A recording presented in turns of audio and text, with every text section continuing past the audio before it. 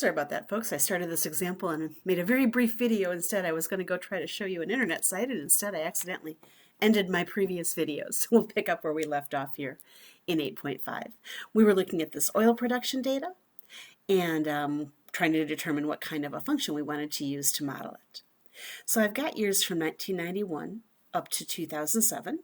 And again, it looks like the oil production is decreasing. So maybe we should go ahead and define some variables and get the data in first. So let's let T be, I'm going to go with years after 1990.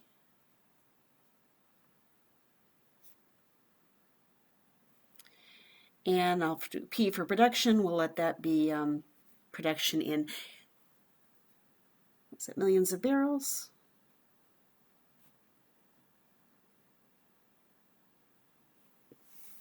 There. All right. So if I put that data in, this is going to be my T values of 1, 5, 9, 13, and 17.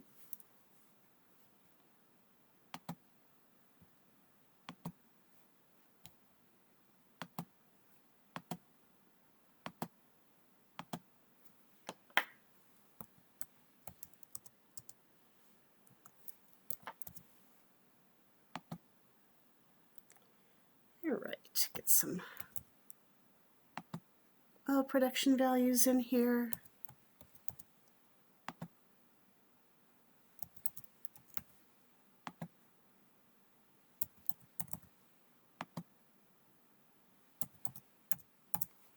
All right. And somewhat similar to last time, this one might be a little bit harder call, to be honest with you. As I look at these, I'm not seeing a ton of curve at all, but they told me that they probably would like me to use either exponential or quadratic. And in this case, just with the data that I have here, I'm not getting a great feel for either one.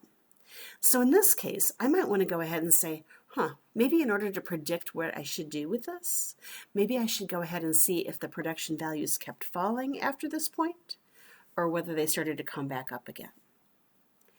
And that's what I was trying to click on last time to show you when I accidentally stopped my video. Here we go.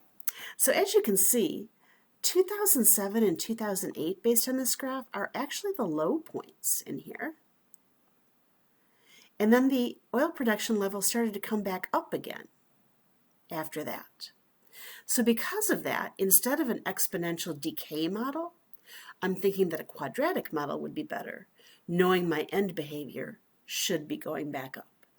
And that's what I'm talking about when I say sometimes you need to use additional information when you're deciding between models. To be really honest with you, if all I had was the data that I see on the screen, probably would have almost gone linear. But knowing what we can see kind of for the future, let's try quadratic.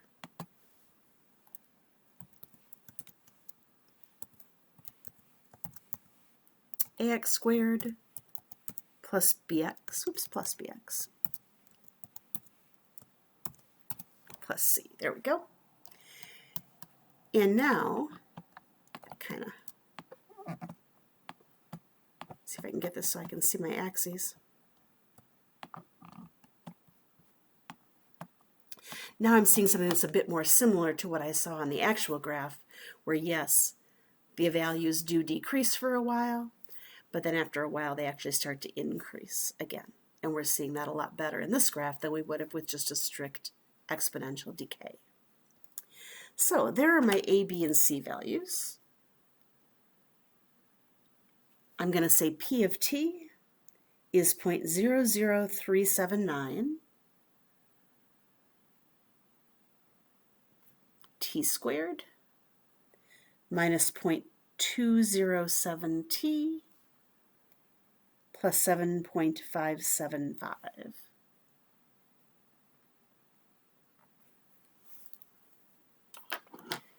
And again, I'm going to go ahead and type that in here so I can just make my prediction using Desmos.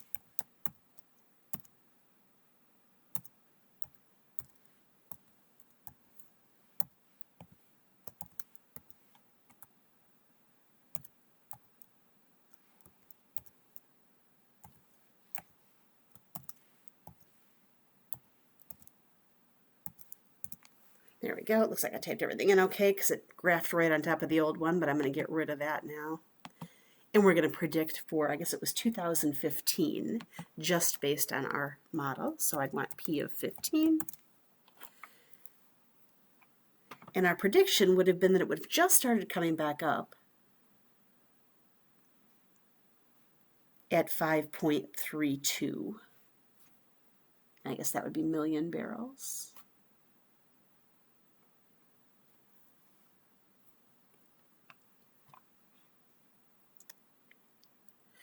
All right.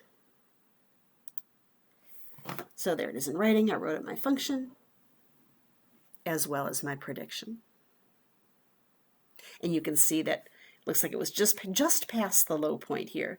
We've come back up a bit to the 5.32 after a low of 5.08. So we're starting to see that upswing from the quadratic function.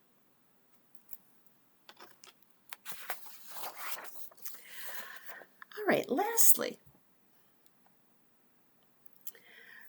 I'm sure remember our piecewise modeling that we've done a couple of times in the past. I want to mention that now that we've got exponential functions to choose from, those are sometimes a good model for piecewise to incorporate in our piecewise functions as well. So as I look at this graph, this is called the rise and fall of BlackBerry. BlackBerry, one of our early smartphones, became very popular in the early part of the century, and it looks like it peaked at about 2011, and then the sales have fallen off sharply since then.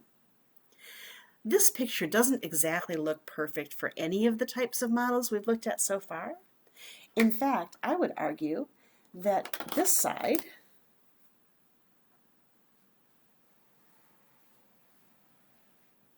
almost looks like either potentially an exponential or a quadratic model. I could see which one fits best. And then this side looks like another. I don't think blackberries are coming back.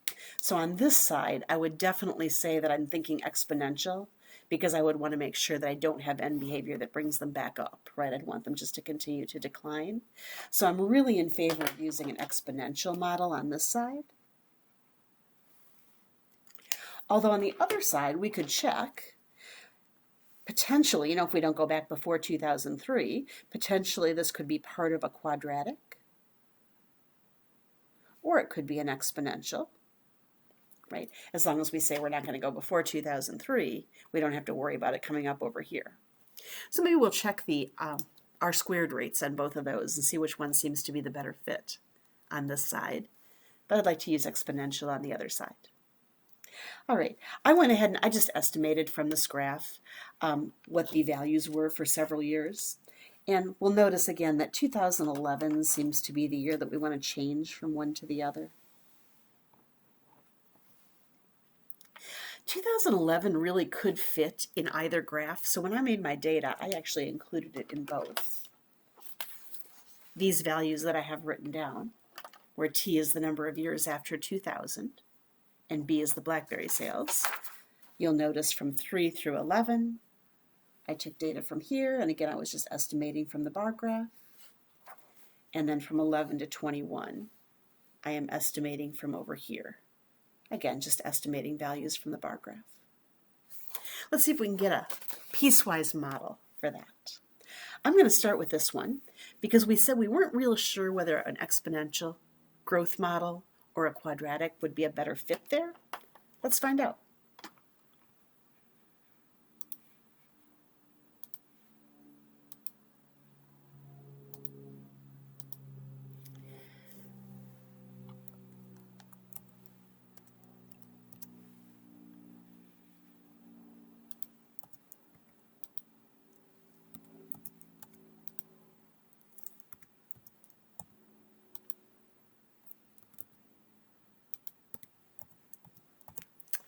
All right, so there's my data. I can see it over here. Again, either one could probably be a reasonable fit. Let's try it out. I'll do exponential first. All right, not bad. The R-squared here is about 0.978. Let's try the same data quadratic and just see if it's better or worse.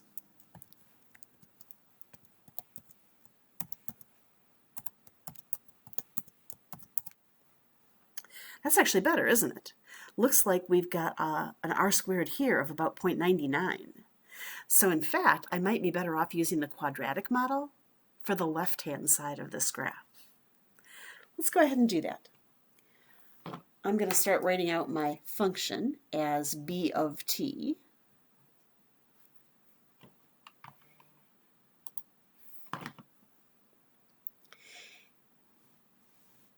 And for t values between 3 and 11, I'm going to go with 0.398 t squared minus 3.12 t plus 6.182.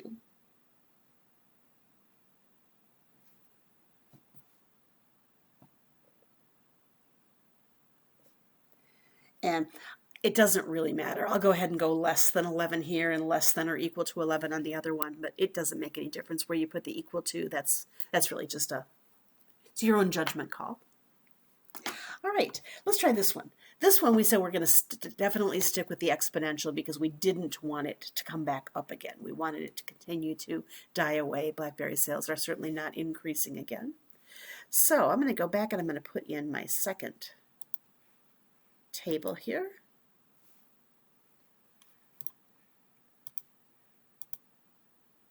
Oops, didn't really mean to put it there.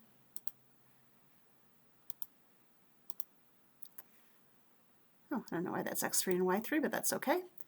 Doesn't make any difference. We can deal with that. Put in my data.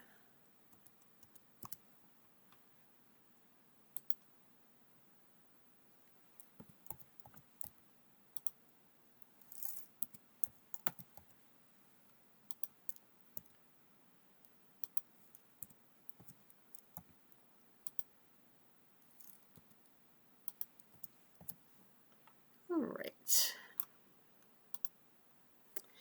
And this time we're going exponential for sure, so this would be y3.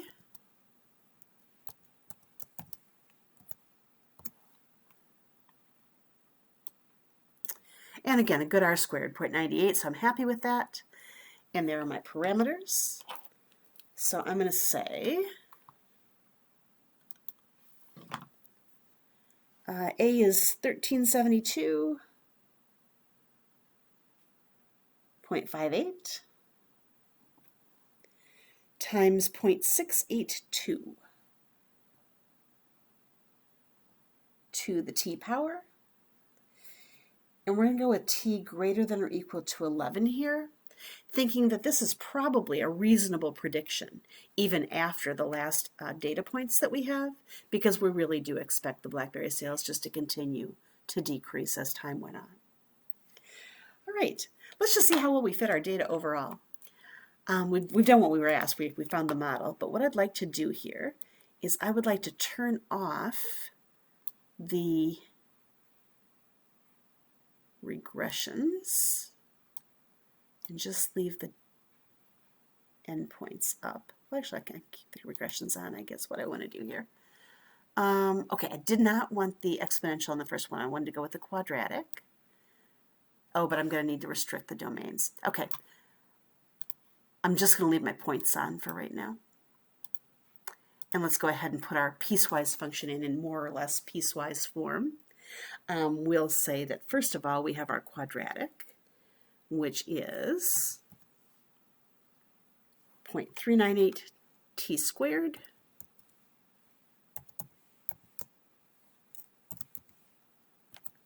minus 3.12 t plus 6.182.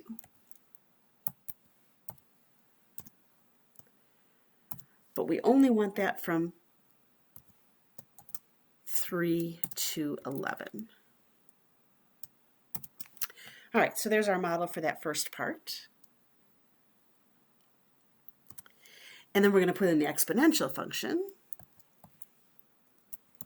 1372.58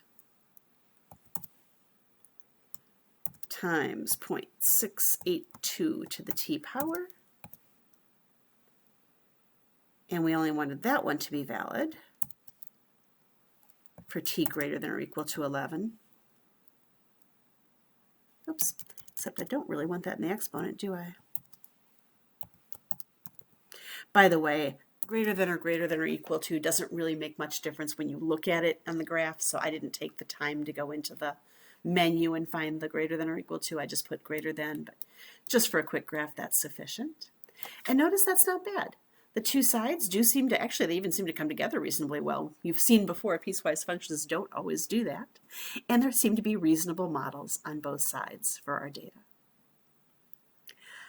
All right, that brings us to the end of 5.8, and we will pick it up with the last section of 5.9 in the next video.